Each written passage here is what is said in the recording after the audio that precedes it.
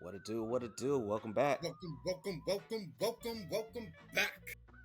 All right, love that energy. Today All we right, got a today. special one. We got a special one. We got something a little different, right? We're throwing a monkey wrench in the gearbox. We're gonna hit you guys with a inside scoop on becoming a traveling content creator. We got a special guest today, Kyle. You want to introduce yourself real quick for the guests, so the people that may not know who you are, may not be familiar with your content? Yeah, sure. So I'm Kyle Markham, Markham Reptiles. Like you said, I do YouTube and I keep cool snakes. So I'm Markham Reptiles on Instagram and Markham Reptiles on YouTube. Awesome. Cool, man. So what? How did you get into these reptiles, and then how did that let's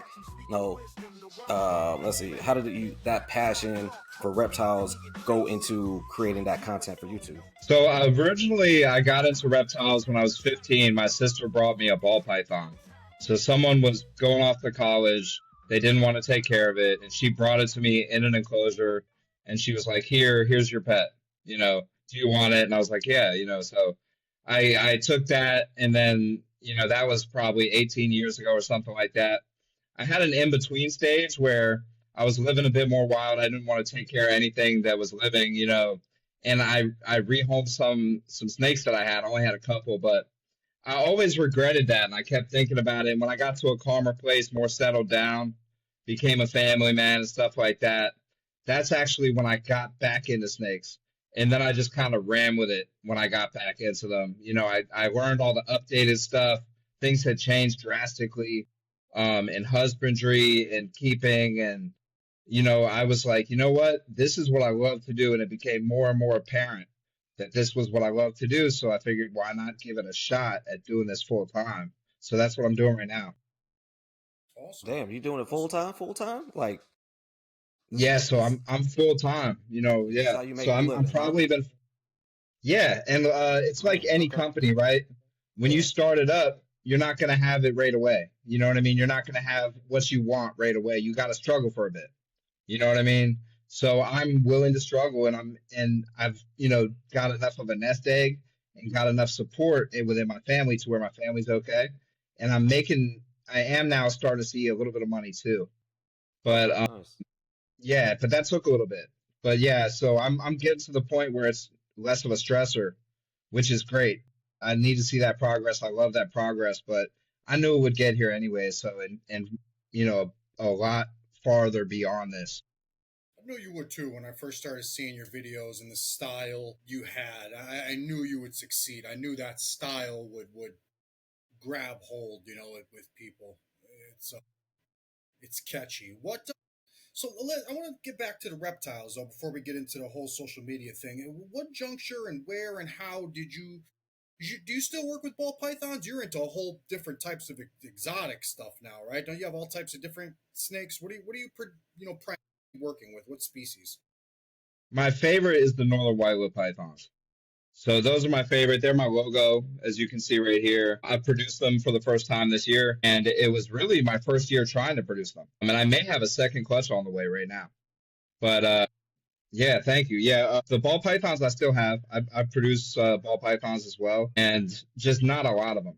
Like I have like four breeder females, and I just have a bunch of other stuff. Like I have some carpet pythons. I don't breed them at all, but I have carpet pythons.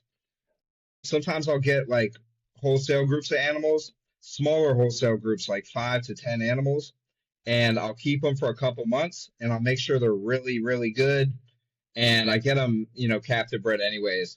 But I make sure that they're eating great, they're really healthy because when I send out an animal, that's my name and my reputation. So I make sure that they're good. I'm not turning and burning anything. But sometimes I'll buy quality groups of wholesale stuff and get to work with stuff that I don't produce.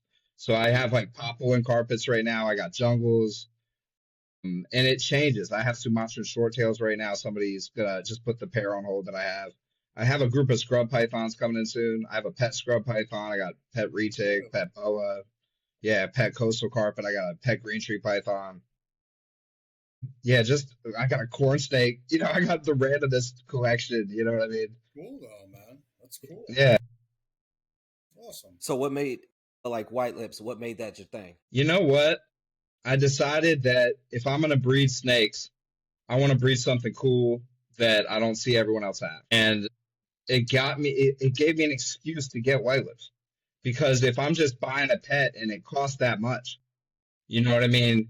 It was hard for me at the time to rationalize that. But if I'm breeding it, it could be an investment, right?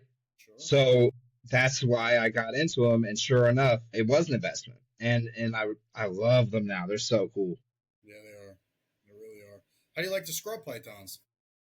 They're interesting. They're a challenge. I like them a lot. They're a challenge. At least the one that I raised up was a challenge, and he's like 4 or 5 years old now. We're just now like reaching understanding, but it took a lot of work. I never stopped trying. I continue to pick them up. I'm one of those people that I don't really care too much about getting bit by something that's not venomous, you know. So it can bite me all it wants, but you know, I'm gonna keep trying anyways, you know. So there's no secret to my technique at all. It's just withstand the bites until it stops. Had them recommended to me. I can't count how many times, just in conversation with people, people they've got to know and my style, I guess you will, and my taste. It always somehow winds up ending with, "Oh, you should try scrub pythons, man. You should check out some scrub pythons." And obviously never do, but You beautiful be homeless, species. dude. Shit. And be homeless if you had a scrub. Shit. Why I'd be is like, that? nah. Yeah. Yeah, so I'd Yeah, be I like, mean they're nah. cool. Have you seen Malucans? So what is Malukan it? scrubs? Malucan scrubs, yeah, class Lepus. Maybe I'm drawing a blank. They're super, super golden, and their head shape is just a little bit different. I get flack sometimes when I say this, but I almost think their head shape is like a white lip python on the adults. They have the big, skull, and they're so golden and cool looking. They come in a Xanthic as well. The price is really high right now, but something like that, you look at that, it'll make you want to scrub python. I'm looking at them right now. What are they Beautiful. like, 10K? Yeah, I think they're like 2 to 5. 2 to 5? It would Okay. be my guess right now. Yeah, and Just for a two would probably single? be like a wild caught. Yeah, for a single. Oh, Yeah, okay. Yeah. if you want Yeah. captive bred, they're gonna get up there, Yeah. But yeah, they're beautiful. Highlands are beautiful. Barnecks are beautiful. There's a lot of beautiful scrub pythons. They're cool and they're smart and they're a challenge. So because they really make you earn the trust, so that's cool about them. They got this intense look and the bigger scales on their head, and they look like a dragon. And yeah, I like that about them. They're cool snakes. How big do those ones get? So there's how big they get, and there's how big you need to get them if you're breeding. No, no, not for breeding. Just like generalized, like how big do they usually get? So over here in the United States, we only have the species that get around 14 feet. In Australia, there is Somalia King Horneye, and Somalia King Horneye has been measured at over 20 feet. God damn. I had no No, idea they so got that big. I thought they were yeah, only like 8, The 6 feet ones long. over the ones over here we don't. Like my male is 7 foot, and I only feed him every month or two. You know what I mean? And I have no desire to push him to that. A big male is like 12 feet, a big female is 14 feet. But from what I've gathered, once you get them to that size, and I have never tried to breed them, but the people that I know that have had success, usually they don't get them super big to breed them. yeah. I just Here, asked that I hear because that with a lot of species, um, actually. Yes, Smaller males breed more. yes. Even the females, if you get them too overweight, they can have problems. Kind of like humans, you know what I mean? If you have a human that's obese, they're going to usually have more complications during birth and stuff like that. And of course, they can have a healthy birth, but it's more likely. mhm. Yeah, it just seems like with bigger snakes, there's like I said, there's more intelligence compared to the smaller ones. So that's why I was asking how big do they normally get? Because you're talking about how like the behaviors and everything like that. So I mean, it all makes sense. Uh, I mean, hell, was it like Yeah. king cobras? How long they get and how intelligent are they? Reticulated pythons, same thing. Well, anacondas are pretty smart as well, from what I've been told. I don't have firsthand knowledge on none of this. I just this is from what I've heard from other folks that I've deal with had them. They were dumb as a bag of potatoes. them. Heard they just strike randomly in different directions, the anacondas, but they're I never had they're beautiful yellows. snakes. I had greens, and they just Yeah, everything's just food. Everything. Like most yeah, Well, snakes that when I've had in my experience as growing up, won't necessarily attack a prey object that they know they can't eat. If it's not Hmm. within their range, they're not just going to wrap anything up. An anaconda Yeah. will strike and bite at anything. Your leg walking by the enclosure. I mean, anything. And I'm not even talking about a big, full-grown female. I'm just a they just strike at anything moving. Whereas I mean, clearly, I mean, we've probably all had ball pythons. If you take a ball python and put it in a rat in a cage and it's too big for the snake, probably won't try to eat it. Maybe I've had them that have, but I mean, more often than not, they won't even waste their time trying to eat the rat if it's too big. Yeah, exactly. Yeah. They just bite at anything. So how do Yeah, you? so go ahead. No, you go ahead. You're the guest. Go ahead. Yeah, I was just gonna say retics is like they do get a lot of credit for their intelligence, but they also have that heavy food drive that at times can override all their intelligence as well. And For then sure. some of the snakes that get bigger, they scrub pythons actually too, they have a crazy food drive. They just want to eat and eat and eat, and it's only once that turns off that you see that intelligence. Hmm. And that's probably true with all snakes. Even like I feel like indigos and stuff like that don't get enough credit for their intelligence, but they probably I've never kept one, but they probably have quite a food drive as well. I was You know. just going to say, if you asked me what the smartest snake was, I've never clearly worked with any cobras, but I have as a kid with my uncle. But we had indigos, and you want to talk about a smart snake? These jokers will, man. We used to have these clips back in the day to keep on top of the tanks. Like they can figure out how to get out of anything. They can open anything. They can. They are an incredibly intelligent animal. I mean, Yes, they it's are. almost unbelievable. You wouldn't. I mean, maybe you guys wouldn't, but most people wouldn't expect a snake to be smart. Indigos are smart. I don't think they get enough credit. They are. I don't think they're in the hobby enough anymore. I mean, when I was younger, there was a lot more of them. I saw a lot more people have them, but now I think that I just maybe they're Aren't too don't expensive. Whether it's I? CITES or I whatever it is over think you need here, some they're kind of, not. yeah. You need permits, right, for indigos, like I depending on don't state. know. It's been so The long. Eastern one you may, and you can't sell it across state lines, but the other ones I don't think you do. Yeah, Like there's like the Mexican indigo and different stuff like that, and that's not a problem. yeah. So That's it. how do you hold? What do you? I want to hear. I'm interested on your opinion with scrubs versus white lips. Okay. How do you think the two hold up to each other? They're different. They're different, but they're similar. So their care is very similar. They're from the same area. They're both from Papua. So care wise, very similar. Personality wise, very different. White lips are very alert, but they're almost a different type of alert where they're more likely, in my experience, to flee and stuff like that. A scrub python's more likely to turn around and just bite you. Scrub pythons climb a lot better. If my python could be, it would be 40 feet up in a tree.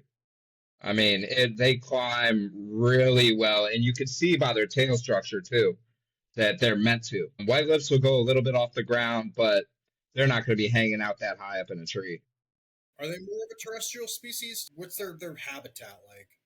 So if you research them, you'll see semi-arboreal, but everyone I know that's herped them has found them on the ground. And if you look at their tail, they're almost like I would compare it to maybe a boa. So they can climb, but they're not going to be primarily in the trees once they get to a certain size. Scrub pythons seem like they could be on the ground, but they're going to more so want to be in the trees. They have that really long prehensile tail, and they use it very well. They're very strong. Scrub pythons, I think pound for pound, are probably stronger. White lips get thicker bodied. They're both really cool snakes. I mean, they're just slightly different personality wise. Most people would think they're the same tier as far as if you're going to do all that beginner, intermediate stuff. But I really think people should just get the snake they want and do the research. You Absolutely. know, but yeah, a lot of people think they're on a similar plane, but they're definitely different. They're both really cool. It's a valid point. I love that you said that too. I mean, kind of what you were hinting at is there's always people love to put these tiers on animals. I think it's such a bullshit stigma, right? Like no animal is any more complicated than you are willing to do the research. If you're willing to do the research, what is complicated? I mean, are we talking about like foolproof, forget it, set it and forget it type thing? Like something you don't have to feed, something you can just leave in a cardboard box? I mean, what makes one species of snake or reptile, period, more complicated than another. It's simply you doing the research and making the adjustments, right? Because your Yeah, home, your house is very likely not the exact climate in which whatever species you get is from. So you're going to have to make some adjustments, whether it's heat, whether it's cool, whether it's mist, whether it's whatever the hell it is, you're making some adjustment. And if you can make one adjustment, you can make any adjustment, right? And all that matters and differentiates those adjustments is research. If you're doing the proper research on a specific animal from a specific region or range, you know, what technically makes one more complicated than another? It's it just gives it casts an ugly shade on a lot of species that deserve more attention, in my opinion. People get nervous and scared to get certain things because they get labeled an expert species or intermediate species, or you know now granted, wild caught, things like that may be a little more complicated for some and probably suit others, some better than others, but that's not necessarily because of, climate, adjustments or a terrarium setup. That's just, an acclimation process, which you can't really control anyway. I mean, an animal that comes from the wild is either going to survive or it's not. If it has a heavy parasite load or whatever it may be that's going to kill the animal, if you're doing right, the animal is likely to pull through. And even if you are doing right and the animal's doomed, it's doomed if it's a wild caught. It's just I had to go off on that rant, man. I'm over it. But my point is animals are only as difficult as we allow ourselves to think they are. Yeah. If you love something, get it. Get it. If something brings you joy, something brings you passion, like you said, do the research, get the animal you love, create the environment it needs. Don't let anyone tell you that something's too complicated to keep or, is not in your level or not your tier. Get what you like, get what makes you happy and happy enough to do the research. And when you love an animal that much, doing the research is actually Fun. half of the fun, you know, Yeah. half the joy. Yep. Exactly. absolutely. Yeah. When people ask me what's the best snake that I could get for my first snake, I say the one you're going to take care of for the next 20 years. You know? Love it. Yep. The Love one it. Yeah. you're gonna do all the research on is the best first snake or best first pet. Uh, that's gonna be the best one for you. It's the one you're going to do the research on. That's the one you're gonna be happy about. Like Ant said, like you guys said. That's no, like you said. I hate that stigma as well. We're like, oh, this is the best starter snake. This is the best starter gecko. It's like no, the best starter one is the one that you're willing to put the effort into. Yeah, That's it. the one that you're excited to work with. You know, Yeah, absolutely. Yeah. And it's crazy. The thing that people are most surprised that I have out of all the stuff I have, everyone's like, I can't believe you have a green tree python. Aren't those just terrible? They're hard to keep. And then they bite you all the time. And I'm like, mine just sits there all day. And it's the easiest snake I have to keep. I just move the whole perch and I just clean the entire enclosure and then I put it back and I can pick it up and everything. It doesn't care what I do. It's kind of like Anthony said about wild caught has put this stigma on the species, and it's nothing to do with the species. It's the fact that it goes through this extensive importation process, and then people are buying the cheapest one they can, so they end up with the wild caught. It could have a parasite load or whatever, and then that's completely different than a captive bred animal. It's the same with like white lips or anything that's hard to find captive bred. Green tree pythons now are pretty available captive bred. They're just more expensive, but yeah, I mean, wild caught's a completely different thing than captive bred. are the white lips still coming in wild caught? Yeah, oh yeah, big time. Yeah, they're definitely coming in wild caught. I have a couple wild caught myself, and I have a wild caught, and I know a guy who had one from the same shipment that passed away. I dewormed mine. I don't know if he did to his, but I had two wild caught females. One of them just laid the clutch for me, and the other one Wow. is looking like she's about to ovulate. So So Huh. she wasn't pregnant. Did she have eggs in her when you got her, or this is something later on? no, when I got her, actually, my buddy Jimmy brought her in. You guys know him, Gecko and Gecko. So he brought both of these females that I'm talking about. The two wild caught females I have are from Jimmy. And as you guys know, he's a gecko guy, so he gets imported geckos. And I guess his guy was like, "Look, I have these white lip pythons. Do you want them?" He got them as babies, and he raised them for the next 3 or so years. Shit. So they're wild caught, but I was lucky enough to have a rough estimate of their age. And not only that, they were in wonderful care for those 3 years. So I was able to then take them for the next year and start basically cycling them to get ready to breed and finish getting them up to size to breed and then start pairing them up. And the first one ended up, I put like 4 males to her just to make sure that she would produce. And I have no clue who the father is. I call it my Mari clutch. But yeah, but yeah, she sure enough did, you know. And I did the same thing with the other female. I'm still rotating males in there now. So one of them's gonna hear you are not the father, but I don't Right. know. Yeah, people that know snakes, they could have more than one father to the same clutch. Next year, I'm gonna try some selective breeding though. So I'm gonna, you know, put one male to this female and try to get a specific look and stuff like that. But yeah, no. So they didn't come in gravid, and they were actually raised in captivity, which I think helped with the acclimation a lot. Yeah. Yeah. So they're LTCs instead of straight up wild caughts. Yeah, it was a massive Okay. difference in this case. Yeah. Yeah. Is there differences in white lips? I mean, can you look? Do they all look the same, or can you tell the difference? Is there certain features you would breed for, or how does that work? Yeah. So, what's something Yeah. you would try to enhance? Like, what are you working for? Personally with the white lips, what would you like to enhance about the species? So I have different colors, first of all, on the body, right? So the Northerns is what I work with. And Northerns all have some amount of gold on them. But I have one that is like, he looks like a gold trophy. Like he literally is just super gold. I named him King Midas. And he's actually a captive bred male that's like 13 years old. And I have a raise up farm bred from Indonesia that I got from somewhere else that she is super gold as well. So you can get some super golden ones. Yeah, if you look at my Instagram far enough, I've done a bunch of YouTube tours recently, so it's a lot of other people's stuff. They always But look black, dude. I had no idea. This is yeah, how so naive I am. so you have the Southerns, right? And the Southerns are basically such a dark brown that they look black. And then the Northerns are the ones with the gold. So the Northerns, they have some variety in the amount of gold they have. And another thing people don't realize is they have this white, some of them have these white eyebrows almost right by their eye, and they have varying amounts of that. I'm going to mess around with that a little bit. And they actually have different amounts of white on their lips. So those are all things that you could try to selectively breed for. Nice. Is there any known like morphs or any type of like genetic? Yes. So there's a T positive albino, and it basically looks super orange.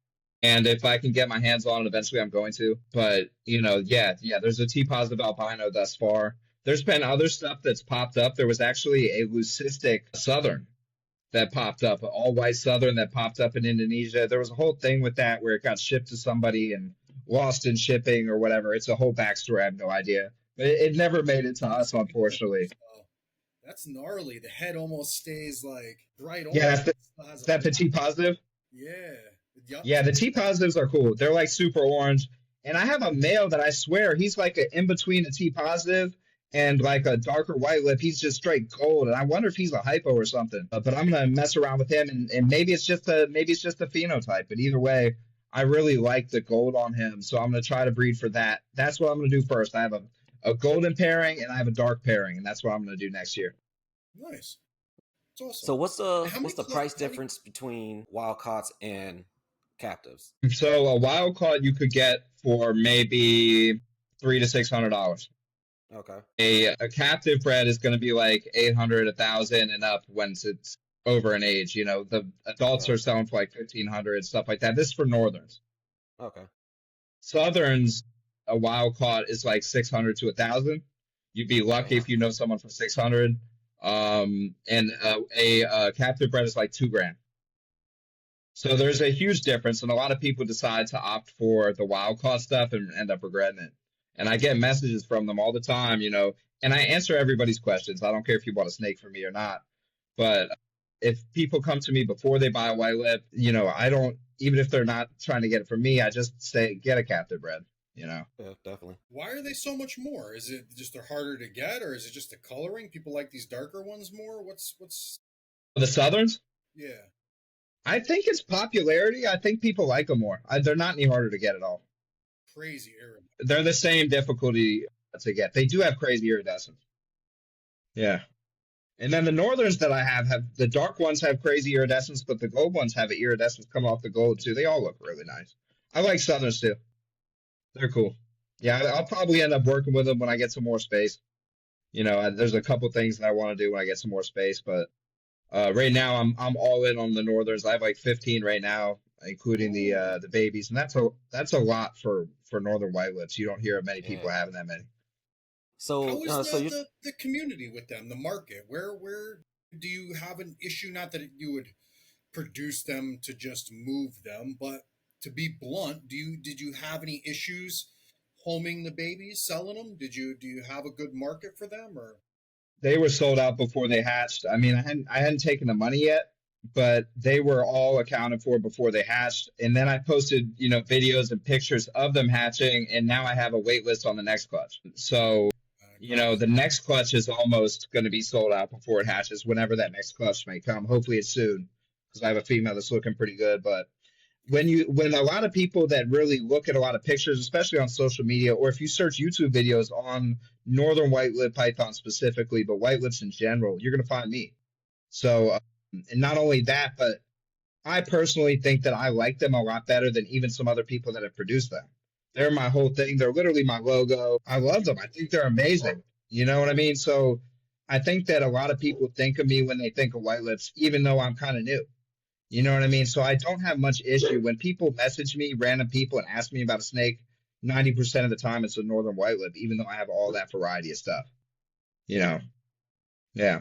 So I don't have much problem moving them at all because there's not many people producing them, and then people kind of think of me when they think about them. Good for you. nice. So you're talking about space. So what does a layout look like for them? So right now I have my adults and my juveniles. They're all in a rack system. So I'm trying to move them into a bigger rack system right now. I want a big boa rack is what I plan on upgrading with my profits this season. But I have them in like a bigger rack than you would put an adult ball python in right now. So they're in a bit bigger of a rack. For my pet owners, I recommend just like maybe like a 6x2 would be really nice for an adult. You know what I mean?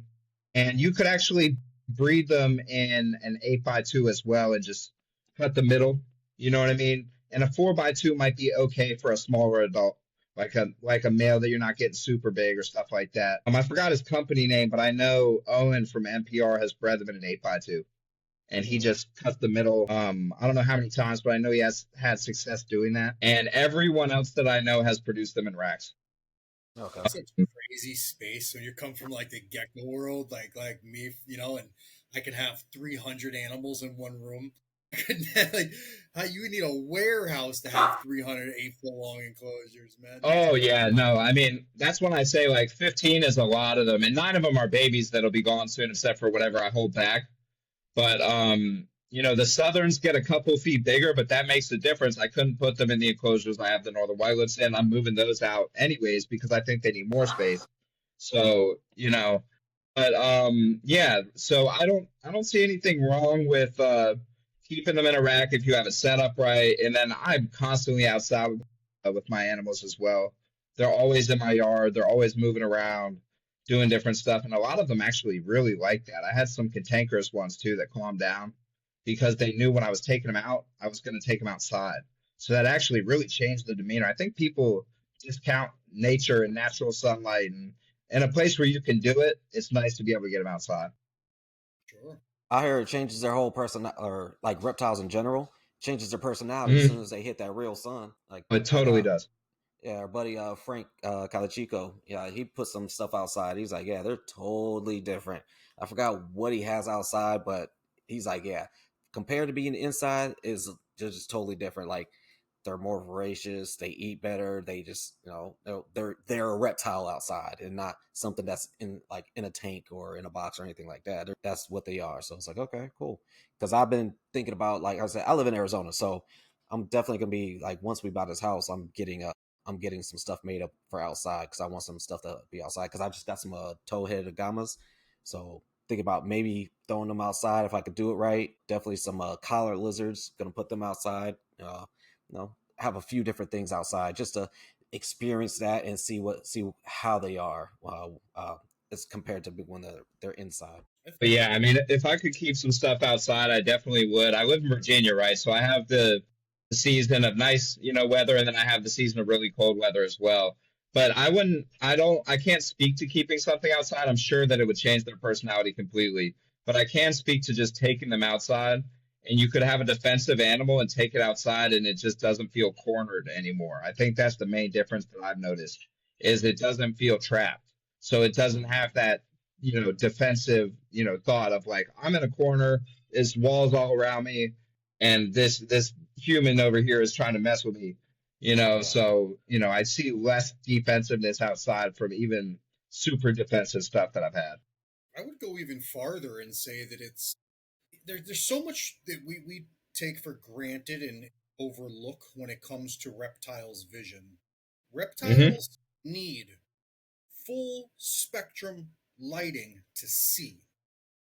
Infrared, ultraviolet rays, multiple different types of ultraviolet rays. When we take an animal, a reptile, and we keep it indoors and give them superficial lighting and heat, we're basically taking away some of their senses. It'd be like taking a human and putting him in a situation and blocking off his nose, saying he doesn't need your nose to see what's happening here. Despite what situation you are in as a human being, scent plays a part in everything. Whether you're outside, in a store, in a wherever you are, scent, take scent out of the equation and just leave hearing and vision in your touch, and it's not going to be the same as if you could smell, hear, and touch. So you take a snake or a reptile in general, and you take some of those elements, some of their senses out of the equation. Naturally, they are animals and don't perceive things the way we do. They are defensive, right? Like they are cautious of a situation they're in when they lose one of their senses. So it makes a lot of sense to me, and it does with lots of things. And this isn't the first time this topic has come up with animals settling down outside. But when you take them outside and they can fully see and smell, and they just different animals, they're at ease now. They have all of their senses. And anybody that's in any type of heightened, situation or sense would probably be a lot calmer with all of their senses intact as opposed to two or three of them. So it makes perfect sense, all across the board with the people that keep them outside permanently, with people that just bring them outside. It makes so much sense to me personally, scientifically, that it's like a no brainer. Like of course they calm down. Of course. You know. 100%. And you learn about your animals too, even simple stuff. Like I'll use a really simple example. I have a lavender albino retic, right? She's like 2 years old. And the older she gets, the more I take her outside. And it's the stupidest thing, but when I put her in direct sunlight, she hates it. And I'm like, wait, she's an albino. You know what I mean? She just wants to be in the shade. She starts like moving around when the sun's hitting her real direct, Feeling her and out. she gets all twitchy and stuff. Yeah, it probably hurts to be in that much sunlight because we're producing this morph that's an albino. You know what I mean? And then I'll put her in shade though, and she loves it. I'll put her in my tree. People think I'm crazy, but it's at a height where I can grab her. And I'll put her in my tree. I'll let her climb. I did a video where I let her go swimming. My kids have a big kiddie pool, and when they're not using it, I'll put my snakes in it. You know what I mean? And just seeing different behaviors, I'm like, wow, I didn't think she'd spend 10 minutes in it when she could have left. You know, as soon as she realized there wasn't any walls, she went up, looked over the edge, and then stayed in. So you do learn about your animals and start to appreciate them more and their intelligence, and that there's things that we really don't know. You know what I mean? And they do need that stimulation and stuff like that. Sure. Yeah, definitely. So let's get kind of into some of this YouTube and content stuff, right? So, what kind of content? What usually resonates with your subscribers? Like, what are like those spikes that you see? Like, oh man, this video did really well. Like, what are you learning from when you're doing all this content? So I have three types of videos that do well. I have tour videos do really well. Expo videos do really well. Actually, I'll say four. I have some story. I do this segment called Story Time, and it'll be like just telling about something that happened and some experience I went through. Those actually do well. And I have another type that I kind of made up, right? So I'm the first person on YouTube that'll do top 5 lists based on voting from Instagram. I love them. So I'll post something and I'll say like, what is your favorite species of snake from America? That's one that I'm going to put out soon. So, and then people will say bull snake, hog nose, different stuff, corn snake, indigo, right? And, then I tally up the votes and I make a video about it. And then I use the people's comments who commented, the top 5 animals in the video. And I'll actually then go ahead and send everyone a message and send them the video. So I get all these people watching it when it first comes out.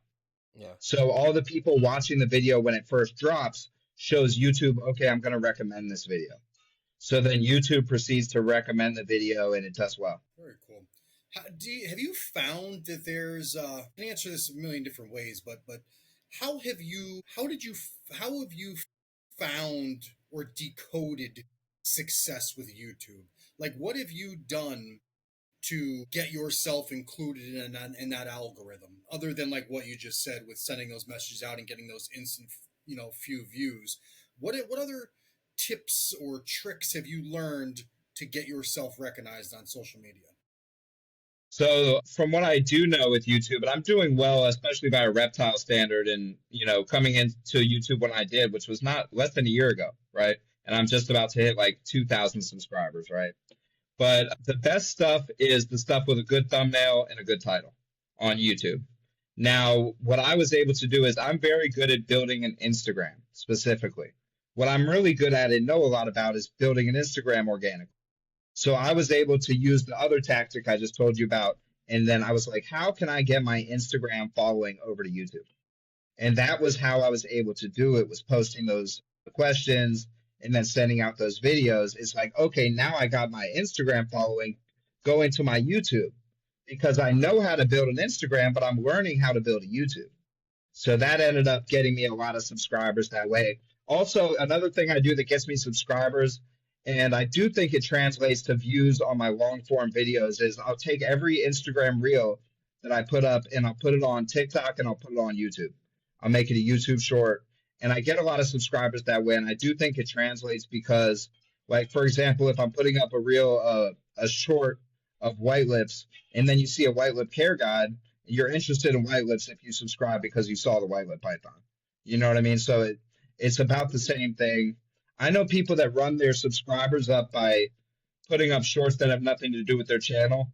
You know what I mean? And they'll just put up, you know what I mean? But it doesn't translate to the long form videos. So, I'd rather, take the longer road and make sure that my subscribers are actually interested in what I'm doing. Build an organic following, yeah.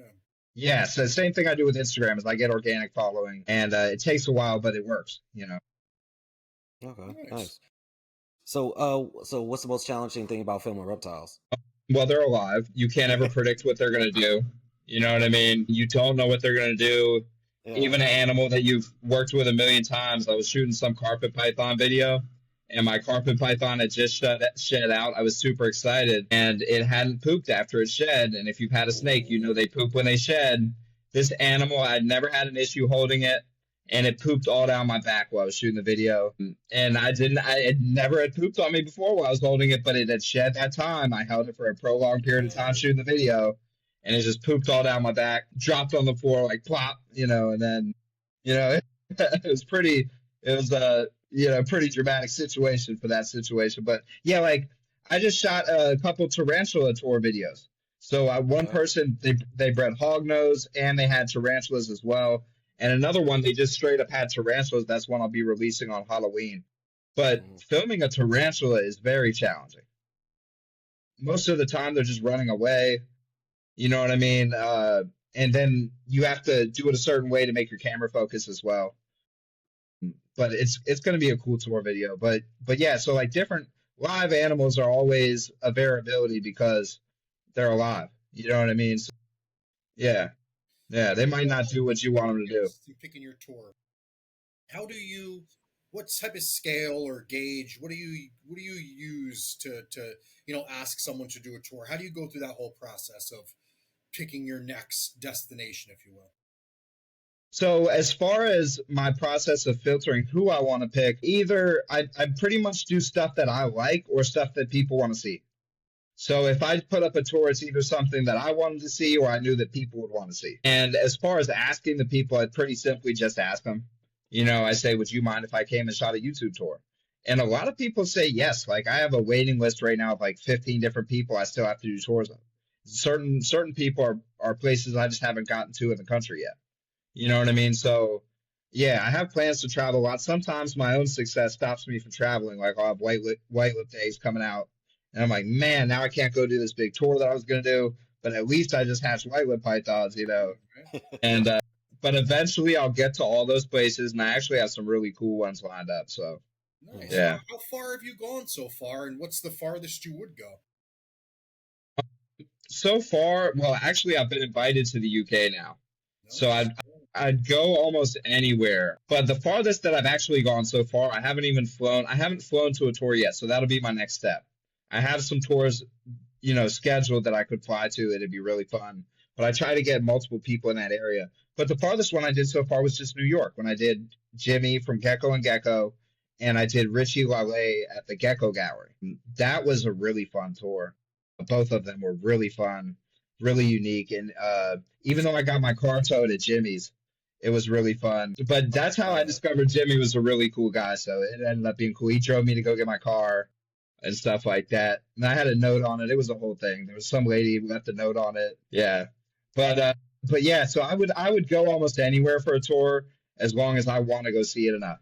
And Yeah. and obviously the local ones are easier. So I feel like, during the time when I have stuff going on with myself, that's when I'll do more local tours, but I still go see stuff that I want to see. Have you thought about, or do you have any ambitions to like check out zoos? Like, have you thought about like asking a zoo reptile house if you could check them out? Yes. So I have something kind of pending with someone Okay. at a zoo. And I was thinking of doing, like I've been to the Reptarium before I ever did YouTube. And like that would be a great video. You Hell know what yeah. I mean? Just going to the Reptarium and the Legacy. The Reptarium was life changing for me. It was super cool. So if I could get that on camera this time, I truly I have a want to build my own. that me too. Me too. Yeah, I mean, and going there and seeing how it affected people, like they have I got a private tour and I did the public tour, which is like they literally at the time, I don't know what they charge now, but they were just charging $10 and they let a bunch of people come in. There's all these kids and they're just pulling out berms and all this different stuff and letting the kids hold them and you can pay $10 more to feed alligators, baby alligators, and you could have an interactive experience and all watching all these people learn and this impacted their life in a way that they would love reptiles really. Tours? Do they only do tours, or is there any time where you could just walk in as like a museum and walk yourself around, or is it just tours? So the way they were doing it when I went was you have to schedule a time slot. So they'll have like for the open ones they'll have like 3 or 4 time slots for the night. You pick one and pay for it. And I also got a private tour. So the private tour was crazy because I got to go pick up everything that they had basically at the time. Who'd you do the tour with? I don't know their names, so she was kind of new, and she was a bit inexperienced at the time. She was pretty knowledgeable, but there was definitely it ended up being cool for me, right? Because she was like, I don't remember her name, but she was like maybe 5'2" or something, right? And there were certain things she didn't know about certain animals. So I brought my dad with me. My wife scheduled the tour, and she ended up so pregnant with our son that she couldn't go. So the doctor told her you cannot get on an airplane, and I was like I won't go either. Then and then she insisted that I go. It's your birthday gift. You got to go. Bring your dad. So I brought my dad, and it changed his outlook on reptiles too. But I was telling him there was a reticulated python there, and I was telling him that that's the only species of snake that has ever eaten a human being. So I said it was only in the wild, but that's the only species of snake that's ever eaten a human. And the tour guide was like, "What?" And then Mike, that he's like the manager. You probably seen him if you watch their channel. And he walked by and he was like, "Yeah, they were like your size." And then she was so like you could see the fear, in her eyes. So she actually was opening like the big reticulated pythons cages. I'm talking about like 15 plus feet reticulated pythons, and she was letting me just go in and pick them up out of the cage. So that was really cool. And they had cages I could literally just walk into, which was really cool, as well. I got to hold Salt when she was younger, the albino alligator. Nice. Yeah, a lot of different stuff. And that was what made me want to get a retake was I held this 17-footer and she kind of put me in a full Nelson for a second. And I was like, this is It a new wasn't level of Lucy, right? challenge. No, it was, I think her name's Gemma. It was not Okay. Lucy. Lucy's like 20 feet. And she Yeah, was not happy when Lucy's a yeah, she beast. went in, the second I walked in the door, Lucy went in full threat pose with her mouth open. And that was my introduction to the Reptarian was the first thing I saw. Lucy was right in the front, just sitting there with her mouth open, like threatening. And that was pretty funny. My first reticulated python is literally in the reptile house in the Bronx Zoo. My That's first cool. reptile that I bought at the White Plains Reptile Show, I gave to a good friend of mine, Carl Higby. He signed up for the service. He wanted to become a Navy SEAL. He got deployed. They don't take animals from anybody. He compelled them enough to take her, and she's there now, over 20 feet, man. Still in the reptile house. My snake. That's so cool. It's cool that you can go see her too, because like, a lot of times if I sell an animal, I never see him again. 45 minutes away. That's so cool. That's so Nice, cool. Yeah. Very nice. cool. Can't ask for anybody to give them better care than that, to be quite frank. I Right? mean, Yeah, it's No, you can't. That's a big old enclosure, and yeah, exactly. You literally got pets, everything. yeah. very So, cool. what are Was some Brian still unexpected? alive when you went there? Yeah, Brian was alive. He was outside, and I always regret not saying hi to him because he was shooting a video, and I did not want to interrupt the video. So I was like, maybe I'll catch him later, and I never did, and I never said hi to him. And knowing how Brian was, he likely would have put me in the video saying hi to him. So he probably wouldn't have been bothered at all that I was saying hi to him. But I didn't want to interrupt him, and I missed my chance to say hi to him. Which at the time I'm like, whatever, I'll get another chance, but I didn't. And he actually impacted my life greatly. So I wish I had said hi to him. Man, super heartbreaking. Totally. Yeah. But so for like YouTube, right? Have you learned any unexpected skills now that you're starting to do all this YouTube stuff? Yeah, I mean, I don't do anything crazy editing, but I've learned how to edit Hmm. and stuff like that. I've learned how to just read the data, go through analytics. What times are your followers online? When should you drop your video because the most people are online at this time that follow you? You know what I mean? Stuff like that. But yeah, editing is probably the main thing. A bit of camera work as well. And I literally shoot my videos with my iPhone. So it's not like I'm doing anything crazy, but there's a way to have camera composition, get the animal in the frame. You know what I mean? Different stuff like that. I got Just a kind of fancy honed all those skills. Sony Alpha camera, and I use my freaking iPhone. I'm literally looking. I took it out of the bag the other day because, like, you know what? I didn't spend all this money for nothing. I'm gonna use this damn thing. Took it Hmm. out. The battery was dead. I plugged it in and charged it. Looked at my phone. And was like, well, I got battery on this, and just started filming with the freaking iPhone, man. Yeah, they're great cameras. The only thing I might add is maybe a GoPro, or something like that, so I can get certain views and certain things. But really, I mean, maybe if they come down in price, those Ray-Ban Meta glasses or something like that. But just for like point of view videos. I hear But those really, other than that, sticks are great, man. The Insta 360. You ever seen those? They're like they make a GoPro version too, but they're like built into the what are those? Like what's the thing called? Like it's the thing you hold. the selfie stick, Yeah, it's like that, but yeah, it's a GoPro camera that has 360-degree view. yeah, My those are buddy cool. does a lot of Yeah, offshore fishing. You know, much more than I do now, but he spends a lot of time offshore.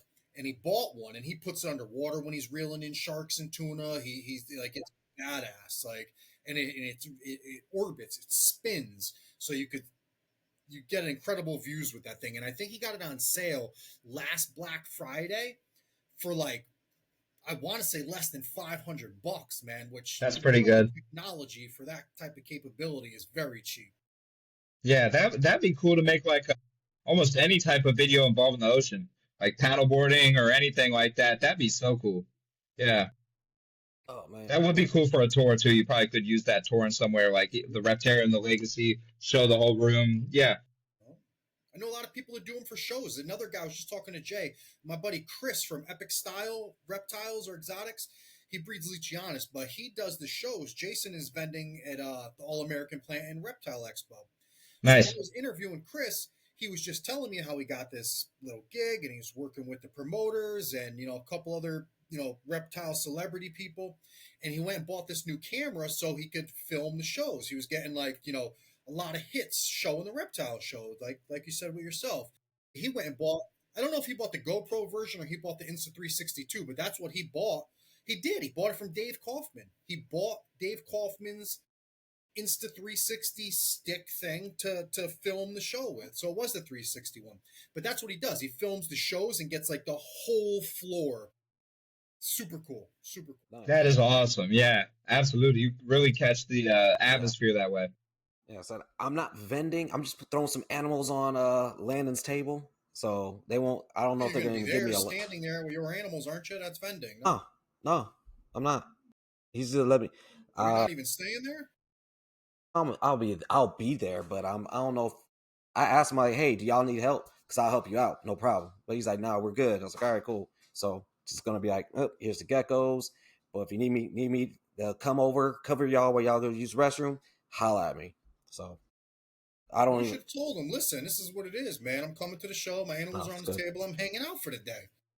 Good, man. Like I said, I'm there if they need me. So we'll see what happens. But other than that, Every time I go to White Plains, Boris always gives me a vending label. I just like yeah, walk around, do whatever I want. I'm like, I've never yeah, vended anything in yeah. I my mean, life. if they give me a vendor thing, I'll go ahead. But I don't know if they are. I don't know if it's Landon bought the table or if it was the basking spot that bought the table. So might not be up to him. You know what I'm saying? You vended So anything, Kyle? You vended any shows yet? No, and I want to do my best not to because I do so well online that, I want to just keep building my following and never have to, you know, and my production's not at the point where that's a problem. I sell everything that I have with no problem and it's all online. Now, White Plains though is the show that I need to get up to and shoot a video. So that's a show that it's drivable. It's a bit of a hike, but I could drive there and I'm willing to, and I want to shoot a video there. So that'd be a You cool come up there, show. I'll meet you there, man. I would definitely come down and meet you over there and record I'll one of let your you know shows. if I go up there. how far is that It's, a, from it's you? an awesome show, man. I've been going there since 89, Nice. 1989. The same venue, same spot. I've been going to that show. How They Yeah. used far to is have it from a you, gun Kyle? show in one room. It would be like they'd call it like a gun show, but it'd be like guns and ammunition and targets and whatnot. And the reptile show on the other side. Now the reptile. Well, I guess there's still other rooms. Well, no, because now the reptile show does go into the annex. But my point is back in the day they would do multiple shows. Reptile show Yeah, wasn't yeah. as big as it is today. But in one weekend you would have a gun show and a reptile show. Okay. Yeah, it's like 6 hours for me, Jason, maybe a little more, something like that. You know, Okay. but That's a little drive. yeah, but at the same time, I could say, you know what, I got this tour here, this tour there, and then hit some other places while I'm up there, stay there for a night. Hit some other places the next day and then leave. Spread the drive out on 2 days and get 3 videos. You know what I mean, or something like that. I'm trying to think of what else is cool there for you to film. I mean, you could try the Bronx Zoo Reptile House. They have a dope reptile house. There's a lot of people up here. You could find a million places to film if you come up here. A million places. Yeah, there's a lot of people that I know up there. Yeah. Cool. And some of the All other right. shows too, Hamburg. Well, I guess they moved it now. That's some of those Pennsylvania shows, dude. Where anybody could just walk in and buy hots, like no license, no nothing. Like you want rattlesnakes? I Yeah, think they Sure. cleaned it Your up just a little bit. 7-year-old son wants a cobra. let's Sure. go. I think they cleaned it up just a little bit. I don't think it's the Wild Wild West like that anymore, but it's still a little crazy. Well, But I know somebody personally that went there 2 weeks or 3 weekends ago, and yeah, damn sure has no type of license and came home with a tree viper, a black something viper, big Nice. saddle viper or some shit. $300, don't have a license, and he's asking me how to take care of it. I'm like, I'll be damned if I know. for real. No It's called idea. do your research, dude. I Shit. should have thought about that. Yeah, man. Bought it. All right. Yeah, if something can envenomate me, I'm definitely researching it for sure. Yeah, I might go shoot the Gettysburg show soon. I'm pretty sure that they have hots as well. So that one's on November 8th. I'll probably go shoot a video there as well. Cool. So I get to experience that. I did a cool tour with a guy in Virginia that has all hots, and I went down there. Where I live in Virginia, you need a permit, and I went down there and he was like, "You want to handle some venomous stuff?" And I was like, "Okay, And I was like, "You won't get in trouble though with your permit." And he was like, "What permit?" It turned out it was different county to county, and he Oh, did okay. not need a permit. So within 10 minutes, I was holding a spinning cobra as my first venomous snake that I held. And it was actually really mellow, luckily, for a spinning cobra. And I trusted him to give me something mellow. I asked for the most chill snake he had. And then he had a rattlesnake shed out, so I got to hold that right after. And it was Nice. pretty cool. Yeah, I was like, let's get this part out of the way earlier, so the whole time I shoot the video, I'm not thinking about what cobra you're gonna hand me and how I'm gonna hold it, and you know what I mean. I was like, let's do this part right away, right now. You know. Let me Nice. address the elephant in the room here, talking about filming these reptile shows. How do you go to reptile shows and not come home with something every time? Or do you? No, I don't. Most of the time, I can't think of a time where I actually have, but what I do come home with is a lot of relationships with different people, and I may eventually do some business with them down the line. Yeah, I mean, what it does is it kind of satisfies that insatiable appetite that I have for seeing different reptiles. Even going doing these tours and stuff like that, I get to see all this different stuff, and I'm like, that's cool, but you know what? Maybe now I don't need to buy that. I don't need to buy that. I don't need to keep it. I can go see that whenever I want, you know? And it actually does kind of sometimes calm me down as far as wanting to buy everything because I know we all do. I want to buy everything I see. But when I know like, okay, now I know so and so and I could he's this far away, I can go see it whenever I want. You know, so that's what it makes it to where I don't necessarily have to get that unless I really like it. We talk about Yeah, that it all makes the time, sense. Jason and I, with books. If you wanted to buy a species, a lot of us, I don't know how to really articulate this the right way, but a lot of people, when they want something or think they want something, they're real quick to buy it, but they're also really quick to realize that it probably wasn't the right choice and they don't like what they bought. Now, if you were to pick up a book and read about this animal, or maybe talk to some people like you're saying that keep the species you're interested in, you may realize that it might not be the species for you, and you could, you know, avert that whole situation of buying an animal that you really don't want and having to get rid of it again. Yeah, absolutely. Yeah, I do that all the time where I see something and then I'm like, or I'll see something that I have, like I'll go see I have a 2-year-old retic, like I said, and I'll go see my buddies with 15 plus foot retics. And I'm like, okay, well, this is what I have to expect. You know, this is the size turd I'll be cleaning up or whatever. Not just that, but you know, I'll see what to expect and stuff like that. And yeah, and stuff that I don't have, I get a really nice preview of it. Like and then I'll find out about stuff I might want that I didn't know I wanted. Like Sure. going to Jimmy's and Richie's, I wanted a lychee gecko immediately. You know what I mean? And I still want a lychee gecko. And when the time is right, I'll get some. You know, because they're cool. Fucker's is bigger than my hand. His head's as big as my Dude, palm. they're so cool, man. I didn't realize how cool they were until I just Jimmy popped one in each of my hands when I got there, and I was like, these things are awesome, dude. You know, and they were they're adorable. They're this giant, adorable gecko they have like this sock puppet face. You know, they were so cool, man. They are cool, and the tokays were super cool. I didn't think I would like tokays as much as I did, but then they start screaming at you and stuff, and I was like, yeah, I'm kind of crazy like that. Like I like snakes that are a bit of attitude and stuff like that. So I was like, these are pretty cool. You know, I didn't realize that these things would be ripping Jimmy's hands to shreds like this, while he's trying to shoot the Yep. video with me. You just see his hands get progressively more cut up throughout the video. More blood just dripping there. Like God. Yeah. But yeah, I didn't realize I would like those so much. So I do actually have the other thing happen too, where I see stuff that I never knew I liked, and now I like it. Awesome. I think it's what you're doing is great. I think you're gonna have clearly a lot of success. You're filling a void that I don't. People want to see this type of stuff, and I don't know that I know anybody else that really does it consistently like you do. Making these tours and seeing what other people are doing. They're like private behind the scene tours, and it's not like you just have one species that you're going to see. You're going to see everybody: snakes, lizards, anything that someone's doing that's interesting and doing it right. You're there, and I, you know, even like myself, I have a wife that hates snakes, so I can't keep them. But I love watching other people that do. I love seeing these things, and I mean, I'm sure you don't need me to tell you, but you have a very promising future with this. It's and and you're paving your own lane. You know, it's not like you're competing with a million people that are doing what you're doing, making your own way, and you're doing it well. I really appreciate that, Anthony. Yeah, I mean, I've always had a hard work ethic. It's just a matter of what I aim it at. So now I'm aiming at something I love to do, and it makes it even easier to just keep going and going and going because when you get tired or whatever, you still love doing it. So it's not a difficult thing for me to keep going. I really enjoy it. So it's really fun. And you were talking about your wife. My wife is really, or she was until very recently, like last week when I shot this tour, she was scared of spiders. So I went and did this tarantula tour with my buddies. I went to a show and they gave me 3 free tarantulas. Now I already had Damn. a Goliath bird eater.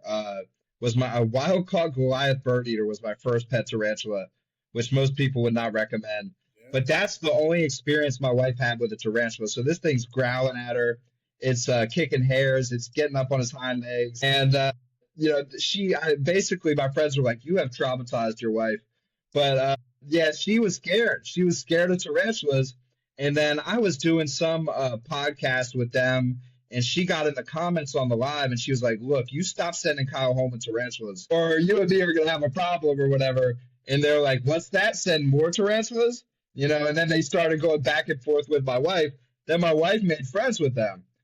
So they're a couple. We went over and hung out with them, and they got her to hold her first tarantula. And now Nice. she's not scared anymore. And we brought it home. My name is Kyle. My youngest son is Kyle, and he named the tarantula Little Kyle. A whole bunch of guys. Yeah, so now I'm at home, and my wife's like, Little Kyle's molting. And yeah, it's crazy. My son Kyle got a Halloween costume as a spider, so now Kyle is dressed as little Kyle for Halloween. It's That's starting to awesome. get super confusing, but it's cool, man. It was cool to bring her to that tour, and it completely the second she was holding something, it was chill, and she was like, "I don't even feel it." And I was like, "It's a bug," Of course, you know what I mean. And it completely changed her perspective, and it was really cool. Very cool. How involved are the kids with what you do? They love it. I mean, I literally my 12-year-old can go in, tap the retic on the head, and pull her out. My youngest son, if he was more gentle, he would get a lot more interactions, but he loves the animals. He's 3, so like he's cool for like 2 minutes, and then he's like, "Let me grab this Bo's face." And so you got to moderate with him a bit more, but he's very enthusiastic. He loves the animals. He's just an excited 3-year-old. So he just sometimes you got to be like gentle touch, and or even grab his hand sometimes if he's interceptive on the way. But they love it. The kids both love it. Yeah, they absolutely love it. My older son will help me go to FedEx, drop stuff off, pick stuff up. If I have too many boxes, you're coming with me. You know what I mean? And it's the family business. If Awesome. you need What some a great extra money, experience. come help me clean some cages. It's a You great know, experience for kids in general. Anybody that keeps, a lot of reptiles, I personally feel is great life experience. Caring for things, responsibility, compassion. I mean, there's all types of things that kids can learn from being involved in what the adults do with the reptiles.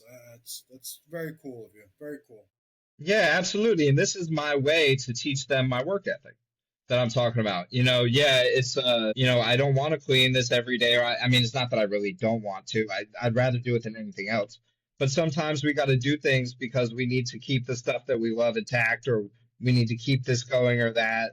That's my way to spread my work ethic. Is you can come down and see me scrub cages, and when this animal pooped when you just finished, you go clean it again. You know what I mean? Or whatever. And then after that, I'm gonna go edit this YouTube video that I'm gonna shoot right in front of you, and you're gonna see me do work all day, morning to night, just literally and no one's telling me to do it. I'm just going to do different things that I decided to do, and I that's got to spread. It's got to. You know what I mean? It's like Jason said about your kids come back. It's like you plant the seed in their mind, and then it grows. You know what I mean? Like Jason's planted a seed with his kids that they know they can always come back to you. They can always trust you. You know what I mean? So, and later in life, that takes hold, and that's all I'm trying to do with my kids. Good for you, man. God bless. That's Nice, awesome. nice, nice. Very Thank cool. you. All right. You want to hit him with your closer, man? What was that? You want to hit him with your closer? My closer. Oh wow, we're over an hour. That was a fun hour. All right. Well, I guess my notorious question, and I guess I'll just stick to the script, is I always ask our guests the same question. If a child came up to you at a, I normally say a show, but you don't then. So say if a child came up to you and saw you recording a video and he said, Kyle, I want to grow up and I want to do what you're doing. I want to travel the country. I want to film reptile collections. I want to, immerse myself in the reptile world. What advice would you give a child that wanted to grow up to do what you do? Do it. Do it. I mean, I tell everybody, even adults, do what you love. If what you love is what I love, then that's what you should do. Love it. Absolutely do it. You can't be happier than when you're doing what you love. I wake up every day and I'm happy. I've never been so happy in my entire life as I am right now. And it's just because I've chosen to do what I love and devote my life to what I love. Awesome. Nice, man. So mine is since doing this professionally, reptile, YouTube, you want to do if you want to think both, that's cool. Since doing it professionally, what has been your biggest failures and what have you learned from those? My biggest failures have been that basically just having any sort of self-doubt. I mean, just like when you're starting anything, right? I'm starting a business, I'm starting fresh, I'm starting anew. And every time that I've made a mistake, it was only really just doubting myself. You know what I mean? You know, it's nice to hear from you guys, oh, you're going to go far with this and stuff like that. And I truly believe that now. But there's times when I was 3 months in and I'm like, man, this isn't working fast enough. You know what I mean? Or different things like that. Really just doubting myself. But when I believe in myself and bet on myself, that's when I do the best. And that's, I'm starting to get more and more comfortable doing that. For you, man. Good for you. It's a good piece of advice for anyone in life, man. Believe in yourself, man. Believe in yourself. Believe in yourself, Yeah, people. confidence will Who take you cares much if no one else farther than does? anything If you else believe in in this life. yourself, it's all that matters, man. And if you're doing what makes you happy, who the hell gives a crap if anyone else is happy? You're the one Absolutely. that has to be happy. You're the one that has to believe in you. Follow your passions, guys. Do what you love, man. Please. There you go. All right. This is about the end of it. I guess some quick notes as well. Make sure you check us out on Spotify. Check out Markham's. Actually, before I even get to that, my bad, dude. Mark, where can everybody find you at, dude? I'm a Kyle. bad host. No, I know you meant Kyle. Yeah. So you can find Oh, me on pretty damn. much, it's okay. You can find me on pretty much any platform at Markham Reptiles, Instagram, Markham Reptiles, TikTok, Markham Reptiles, YouTube. Go subscribe to me, Markham Reptiles on YouTube. All you have to do is just search Markham Reptiles. It's spelled like Markham, which is why so many people get my name confused. But it's my Yeah. last name is spelled like Markham. So just type in Markham as one word, then Reptiles and you will find me on just about any platform. Get involved in the polls, guys. He does some super cool polls on Instagram, and they always turn into a YouTube video, man. So you could watch the whole process transpire. Check him out. Get involved. He makes Yeah, them for man. us, guys. They're super Yeah, fun. definitely. Yeah, so I checked out the Jimmy Ma joint and then the Gecko Gallery joint. Though they were A1, man. I like those.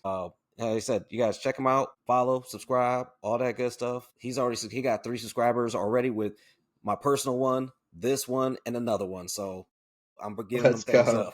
up. All Yeah, right. subscribe to the Gecko Exchange too. It was great being on with you guys. Oh, for sure, man. Appreciate you. Appreciate it.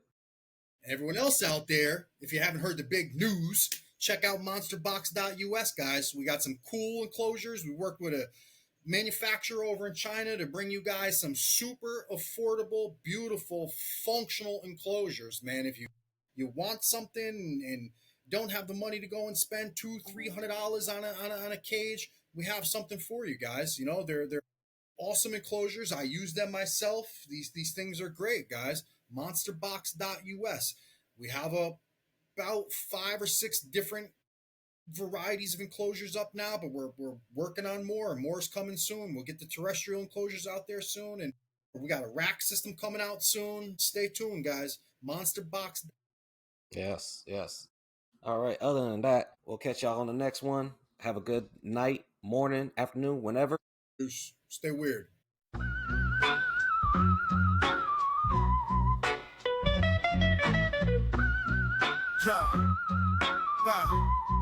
Yo, creeping in the dark, life nocturnal, dark and dark, both paths arboreal to terrestrial. Sticky toes gripping forest through desert explore. Listen close, Gecko podcast, that's knowledge galore.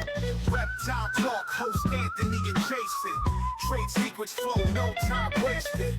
From tropics to town, it's sight raining. With every chat, reptile game changing.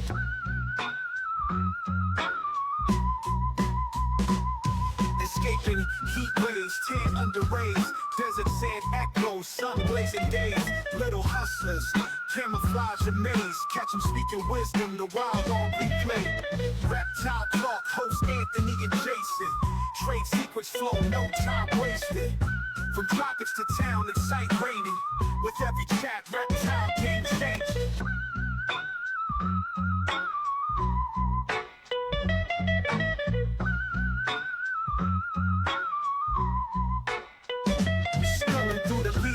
Shadows unseen, master of the skies, chameleon dream. Blizzard tails flip, script getting clean.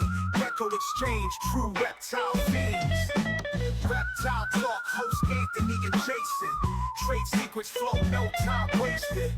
From tropics to town, it's sight raining. With every chat, reptile game changing.